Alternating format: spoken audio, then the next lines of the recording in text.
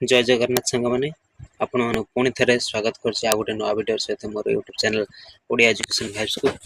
यही भिडियो आम डिस्कसन करवा आदिकवि सारला दास आउ है अति बड़ी जगन्नाथ दास है अति बड़ी जगन्नाथ दास आउ कवि सम्राट उपेन्द्र भंज यही तीनोटी कविंकर तीनोटी कविंकर संक्षिप्त तांकर संक्षिप्त जीवनी सहित तांकर रचनावली आम आलोचना करिया जहाद्वारा कि यही जीवनी माध्यम आपण मैंने यही कविंकर जेकोसी गोटे लंग क्वेश्चन इंट्रोडक्शन तांको विषय लिखिपारे जहाद्वारा कि गोटे लंग क्वेश्चन अटेंड करी आपण भल मार्क गेन करेंगे आ मन भी रखिपारे जेटा सरल भाषा लिखाई बुझिला भाई एकदम आटा केवल +3 सेकेंड सेमिस्टर उपयोगी नुहे है कि सेकेंड सेमिस्टर तो उपयोगी सहित जो मैंने नेट है कि नेट किंबा सीपीटी आउ किंबा जेआरएफ देवे से उपयोगी हम कारण यहाँ संक्षिप्त गोटे रही जीवनी तो यहाँ मन रखा आवश्यक। तो चलतु प्रथम आम आलोचना करवा आदिकवि सारला दास जीवनी संपर्क है ये फोटो रही तो ये देखिए डिटेल्स जीवनी संपर्क रचनावली है कि गोटे गोटे आम आलोचना करवा। तो चलतु आदिकवि सारला दास आविर्भाव होती केवे ना 1500 शताब्दी तिरोधान माघ शुक्ल सप्तमी प्रकृत डेट मेंशन ना जीवनी मध्य कौटी कौन के मरते कौन ना तो युवा सब समालोचना हिसाब से विभिन्न आलोचक मैंने विभिन्न प्रकार मत प्रदान करते तो से मत को भित्ति कर लिखाई जन्मस्थान तेंतुलीपदा जगतसिंहपुर किए झंकड़ कही। तो देखिए पंचदश शताब्दी महान साहित्य साधक आदिकवि सारला दास जगतसिंहपुर जिला तेंतुलीपदा अंतर्गत कनकवती पाटना बा कनकपुर रे ग्रामांचल रे साधारणतः शूद्र भावे कथित एक खंडायत परिवार जन्मग्रहण करते किए ना आदिकवि सारला दास।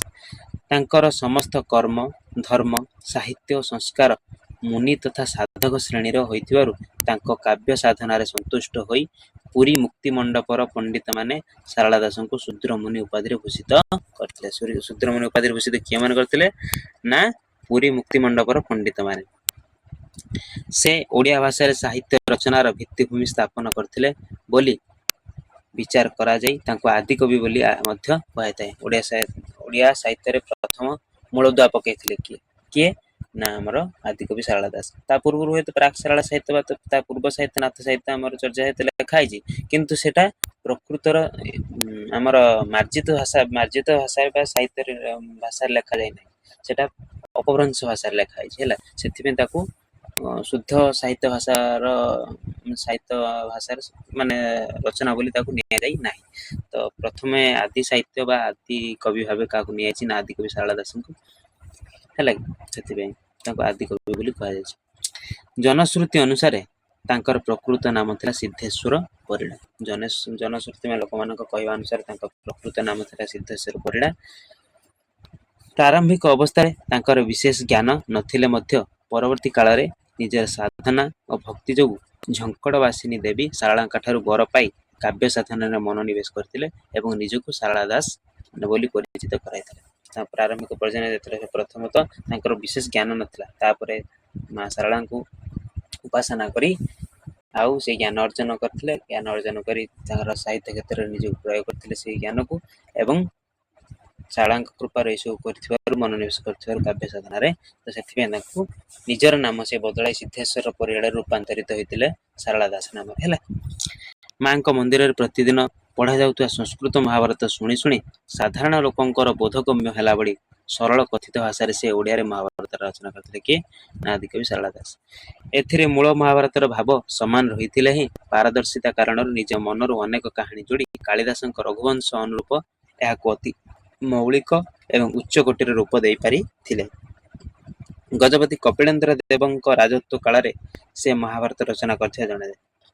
से क्यों शासन गजपति कपिलेन्द्र देवଙ୍କ शासन काल से समसामयिक थिले कि सारला दास से समय से महाभारत रचना करथिले ओडिया रे। गजपति सेना बाहिनी रे काम करी से विभिन्न अंचल बुलिथिया विषय ग्रंथर केतेक स्थान उल्लेख करछन्ती। गजपति तांको कवित्व रे संतुष्ट होई तांको ପରିଡ଼ା ଉପାଧି ଦେଇଥିବା ମଧ୍ୟ କୁହାଯାଇଛି।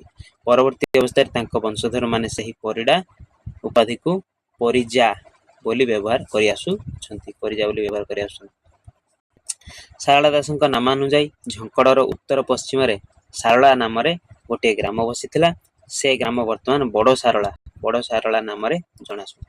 ମହାଭାରତ ଲେଖିସାରି ସେ ବୁଢ଼ା ନଦୀ କୂଳସ୍ଥ ଏକ ମଠରେ ଶେଷ ଜୀବନ କଟାଇଥିଲେ। ତାଙ୍କର ସଠିକ୍ ଜନ୍ମ ଦିବସ ଏଯାଏଁ ଆକଳନ କରାଯାଇ ପାରିନାହିଁ। ମୁଁ ପୂର୍ବରୁ କହିଛି ଯେ ଆଲୋଚକମାନେ ବିଭିନ୍ନ ମତ ପ୍ରଦାନ କରିଛନ୍ତି ତାଙ୍କ ଜନ୍ମକୁ ନେଇ। ପ୍ରକୃତରେ ତାଙ୍କ କେବେ ମସିହାରେ ସେ ଜନ୍ମ ହୋଇଥିଲେ ସେ ନେଇ କୌଣସି ତଥ୍ୟ ନାହିଁ। ମାଘ ଶୁକ୍ଳ ସପ୍ତମୀ ଦିନ ସେ ଦେହତ୍ୟାଗ କରିଥିଲେ। ହେଲା, ମାଘ ମାସ ଶୁକ୍ଳ ପକ୍ଷ ସପ୍ତମୀ ଦିନରେ ସେ କଣ କରିଥିଲେ ନା ଦେହତ୍ୟାଗ କରିଥିଲେ। ଆଉ ଶାରଳା ଦାସଙ୍କ ରଚିତ 3ଟି କାବ୍ୟ ଗ୍ରନ୍ଥ ହେଉଛି କଣ? ଶାରଳା ଦାସଙ୍କ ମହାଭାରତ ବା ଶାରଳା ମହାଭାରତ, ବିଲଙ୍କା ରାମାୟଣ ଆଉ ଚଣ୍ଡୀ ପୁରାଣ। ଏହି 3ଟି ଯାକ ଗ୍ରନ୍ଥ ଦାଣ୍ଡି ଶୈଳୀରେ ରଚିତ, ଅର୍ଥାତ୍ ଦାଣ୍ଡି ବୃତ୍ତରେ ରଚିତ। ସେ ଲକ୍ଷ୍ମୀ ନାରାୟଣ ବଚନିକା ମଧ୍ୟ ରଚନା କରିଥିଲେ।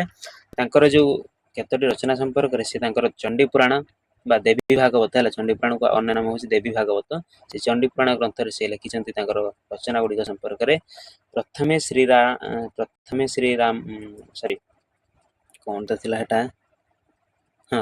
ଶ୍ରୀ ରାମାୟଣ, ଦ୍ୱିତୀୟ ଭାରତ, ତୃତୀୟ ଲିଖନ କଲି ଶ୍ରୀ ଭାଗବତ। ପ୍ରଥମେ ଶ୍ରୀ ରାମାୟଣ ଅର୍ଥାତ୍ ବିଲଙ୍କା ରାମାୟଣ, ଦ୍ୱିତୀୟ ଭାରତ ଅର୍ଥାତ୍ ଶାରଳା ମହାଭାରତ ବା ଓଡ଼ିଆ ମହାଭାରତ, ତୃତୀୟ ଲିଖନ କରି ଶ୍ରୀ ଭାଗବତ ଅର୍ଥାତ୍ ଦେବୀ ଭାଗବତ ହେଉଛି ଚଣ୍ଡୀ ପୁରାଣ ଗ୍ରନ୍ଥ। ସେଇ କଥାଟା ସିଏ ଲେଖିଛନ୍ତି। ତାପରେ ତାଙ୍କ ରଚନାବଳୀ ହେଲା 18 ପର୍ବ ବିଶିଷ୍ଟ ମହାଭାରତ, ଆଉ ତାଙ୍କର 3ଟି ଗ୍ରନ୍ଥ ଯୋଉ ଆମର ଲକ୍ଷ୍ମୀନାରାୟଣ ବଚନିକା ସହିତ ବିଲଙ୍କା ରାମାୟଣ, ଚଣ୍ଡୀ ପୁରାଣ ହେଲା। ତାପରେ ଏବେ ଆମେ ଯିବା ଅତିବଡ଼ି ଜଗନ୍ନାଥ ଦାସଙ୍କ ଜୀବନୀ ସମ୍ପର୍କରେ। ଆବିର୍ଭାବ 14ଶ ଶତାବ୍ଦୀ, ତିରୋଧାନ 1500 ଶତାବ୍ଦୀରେ ତାଙ୍କର ମୃତ୍ୟୁ। ଜନ୍ମସ୍ଥାନ କୋଉଠି? କପିଳେଶ୍ୱରପୁର ଶାସନ ପୁରୀ। ଏବେ ଦେଖିବା ତାଙ୍କ ଜୀବନୀ ସମ୍ପର୍କରେ। 16ଶ ଶତାବ୍ଦୀର ପ୍ରମୁଖ ଭକ୍ତ କବି ତଥା ଓଡ଼ିଆ ଭାଗବତ ପ୍ରଣେତା ଅତିବଡ଼ି ଜଗନ୍ନାଥ ଦାସ ଓଡ଼ିଶାର ପୁରପଲ୍ଲୀରେ ଆଦୃତ। 1487 ମସିହା ଭାଦ୍ରବ ମାସ ଶୁକ୍ଳ ପକ୍ଷ ଅଷ୍ଟମୀ ଅନୁରାଧା ନକ୍ଷତ୍ର ବୁଧବାର ମଧ୍ୟାହ୍ନ ସମୟରେ ପୁରୀ ଜିଲ୍ଲାର କପିଳେଶ୍ୱରପୁର ଶାସନରେ ମାତା ପଦ୍ମାବତୀଙ୍କ ଗର୍ଭରୁ ଜନ୍ମିତ ଜଗନ୍ନାଥ ଦାସ ସାଧାରଣ ଶ୍ରୋତାଙ୍କ ପକ୍ଷେ ଅବୋଧ୍ୟ ସଂସ୍କୃତ ସରଳ ଭାଗବତକୁ ସରଳ ସୁବୋଧ୍ୟ ଭାଷା ତଥା ଛନ୍ଦବଦ୍ଧ ଶୈଳୀରେ ଓଡ଼ିଆରେ ରଚନା କରି କାଳଜୟୀ କବି ଭାବେ ନିଜକୁ ପ୍ରତିଷ୍ଠା କରିଛନ୍ତି। ଇଏ ମଧ୍ୟ ଅତିବଡ଼ି ଜଗନ୍ନାଥ ଦାସ ମଧ୍ୟ ଯୋଉ ସଂସ୍କୃତ ଭାଗବତକୁ କଣ କରିଛନ୍ତି ନା ସରଳ ସୁବୋଧ୍ୟ ଭାଷାରେ ଛନ୍ଦବଦ୍ଧ ତଥା ନବାକ୍ଷରୀ ଛନ୍ଦରେ, ଯାହାର ପ୍ରତ୍ୟେକ ଅକ୍ଷର 9ଟି ଅକ୍ଷର, ହେଲା, ପ୍ରତ୍ୟେକ ଧାଡ଼ିର ଅକ୍ଷର ସଂଖ୍ୟା 9ଟି ଅକ୍ଷର ବିଶିଷ୍ଟ ଭାଗବତକୁ ରଚନା କରିଥିଲେ। କିଏ ନା ସରଳ ଭାଷାରେ ଅତିବଡ଼ି ଜଗନ୍ନାଥ ଦାସ। ନବାକ୍ଷରୀ ଛନ୍ଦରେ ଶ୍ରୀକୃଷ୍ଣ ଚରିତକୁ ସେ ଏପରି ମଧୁଶ୍ରାବୀ ଓ ହୃଦୟସ୍ପର୍ଶୀ ପଦାବଳୀ ମାଧ୍ୟମରେ ପରିବେଷଣ କରିଛନ୍ତି, ଯାହାର ପଠନ ବା ଶ୍ରବଣରେ ମନପ୍ରାଣ ଭକ୍ତି ଆଧ୍ୟାତ୍ମିକତାରେ ଆହ୍ଲାଦିତ ହୋଇଉଠେ। ଭକ୍ତି ଯୁଗୀୟ ପଞ୍ଚସଖାଙ୍କ ମଧ୍ୟରେ ସେ ଅନ୍ୟତମ ତଥା ଅଗ୍ରଣୀ ରୂପେ ସର୍ବଜନ ଗୃହୀତ। କିଏ? ଅତିବଡ଼ି ଜଗନ୍ନାଥ ଦାସ। ଭକ୍ତି ଯୁଗୀୟ ପଞ୍ଚସଖାଙ୍କ ମଧ୍ୟରେ ଓଡ଼ିଆ ଭାଷା ଓ ସାହିତ୍ୟ ସମାଜକୁ ତାଙ୍କର ଅତୁଳନୀୟ ଅବଦାନ ପାଇଁ ସେ ଅତିବଡ଼ି ଉପାଧିରେ ଭୂଷିତ ହୋଇଥିଲେ। ଅତିବଡ଼ି ଉପାଧି ତାଙ୍କୁ କିଏ ଦେଇଥିଲେ? ଏଇଟା ଆପଣମାନଙ୍କ ପାଇଁ ପ୍ରଶ୍ନ ରହିଲା। ଏଇଟା ଯେଉଁମାନେ ଜାଣିଥିବେ ଆପଣମାନେ ମୋତେ କମେଣ୍ଟରେ ଜଣାଇବେ। ଦେଖିବା କୋଉମାନେ ଜାଣିଛନ୍ତି। ଯେଉଁମାନେ ନ ଜାଣିଛନ୍ତି ପଚାରିଲେ ମଧ୍ୟ ମୁଁ ଆପଣଙ୍କୁ ପରବର୍ତ୍ତୀ ସମୟରେ ତାକୁ କହିଦେବି। ଦେଖିବା କୋଉମାନେ ଜାଣିଛନ୍ତି। ଓଡ଼ିଆରେ ଭାଗବତ ରଚନା କରିଥିବାରୁ ସେଥିପାଇଁ ତାଙ୍କୁ ମୌଳବାଦୀ ବ୍ରାହ୍ମଣ୍ୟ ଧର୍ମ ତଥା କଠୋର ସଂସ୍କୃତ ଭାଷାର ଧ୍ୱଜାଧାରୀ ତତ୍କାଳୀନ ବଡ଼ପଣ୍ଡା ମାନଙ୍କର ନିର୍ଦ୍ଦୟ ଷଡ଼ଯନ୍ତ୍ର, ଲାଞ୍ଛନା ଏବଂ ରାଜରୋଷର ଶିକାର ହେବାକୁ ପଡ଼ିଥିଲା।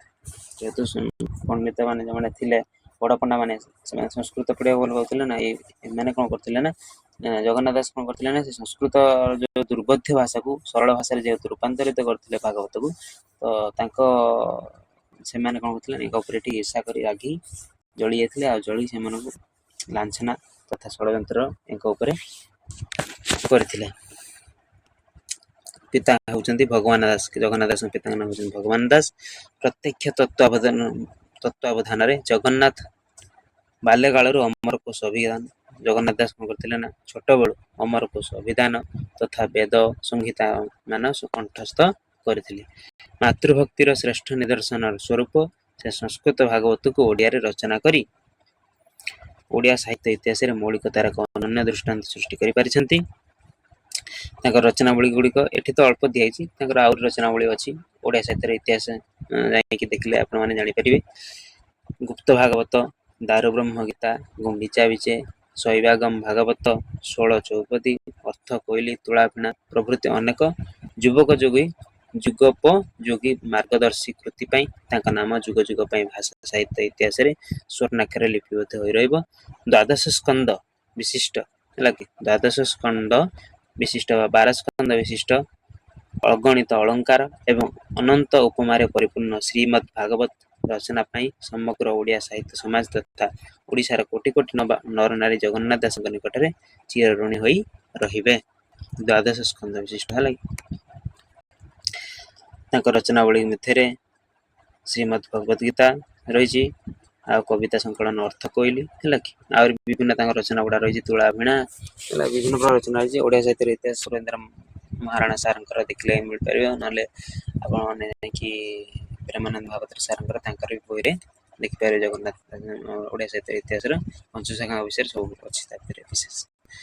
ତାପରେ ଦେଖିବା କବି ସମ୍ରାଟ ଉପେନ୍ଦ୍ର ଭଞ୍ଜ, ଯିଏକି ରୀତିଯୁଗ ବା ମଧ୍ୟଯୁଗ ଓଡ଼ିଆ ସାହିତ୍ୟର ଶ୍ରେଷ୍ଠ କବି ହେଉଛନ୍ତି କବି ସମ୍ରାଟ ଉପେନ୍ଦ୍ର ଭଞ୍ଜ।